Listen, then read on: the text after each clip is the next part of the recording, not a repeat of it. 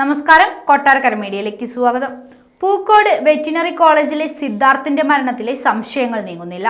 സിദ്ധാർത്ഥ് മരിച്ചത് അധികൃതർ അറിയും മുമ്പ് കോളേജിൽ ആംബുലൻസ് എത്തിയതിലും ദുരൂഹത.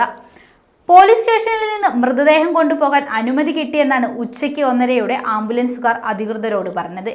എന്നാൽ FIR അനുസരിച്ച് വൈകിട്ട് 4:30 മാത്രമാണ് മരണവിവരം സ്റ്റേഷനിൽ അറിയുന്നത്.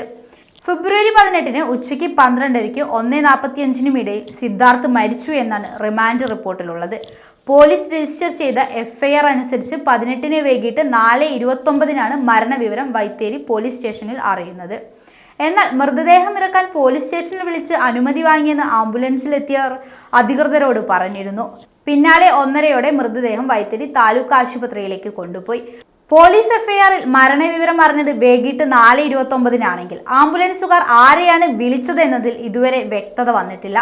തുടർച്ചയായുള്ള മർദ്ദനം നേരിട്ട സിദ്ധാർത്ഥൻ ഭക്ഷണവും വെള്ളവും കഴിക്കാതെ പൂർണ്ണ അവശനായിരുന്നു. എഴുന്നേൽക്കാൻ പോലും കഴിയാതെ കട്ടിലിൽ മൂടി പുതച്ചു കിടക്കുകയായിരുന്നു. അങ്ങനെ ഒരു സാഹചര്യത്തിൽ സിദ്ധാർത്ഥൻ കുളിമുറിയിൽ പോയി സ്വയം കെട്ടിത്തൂങ്ങുമോ? ഈ സംശയമാകാം കൊലപാതകമാണോ എന്ന നിഗമനത്തിലെത്താൻ കാരണമാകുന്നത്. ആഴത്തിലുള്ള അന്വേഷണം വേണമെന്ന് പോലീസ് റിമാൻഡ് റിപ്പോർട്ടിൽ രേഖപ്പെടുത്തിയിട്ടുള്ളത്.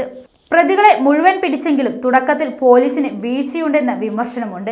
കുറ്റകൃത്യം നടന്നാൽ ഫോറൻസിക് ഉദ്യോഗസ്ഥരുടെ സാന്നിധ്യത്തിൽ മഹ്സർ തയ്യാറാക്കുന്നതുവരെ സംഭവസ്ഥലം സീൽ ചെയ്യുന്നതാണ് രീതി. എന്നാൽ അതുണ്ടായില്ല. ഒരാളുടെ തൂങ്ങിമരണം ആത്മഹത്യയോ കൊലപാതകമോ എന്ന സംശയം വന്നാൽ സെല്ലോഫൈൻ ടോപ്പ് ടെസ്റ്റ് നടത്തിയതാണ് സംശയം നീക്കുക.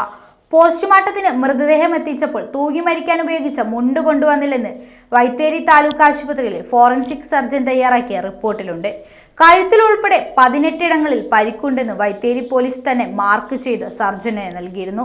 തൂങ്ങി മരണത്തിന്റെ പരിക്കല്ലെന്നിരിക്കെ ക്രൈം സീൻ സീൽ ചെയ്യുന്നതിൽ പോലീസ് വേണ്ടത്ര ജാഗ്രത കാണിച്ചില്ലെന്ന പ്രധാന വിമർശനം.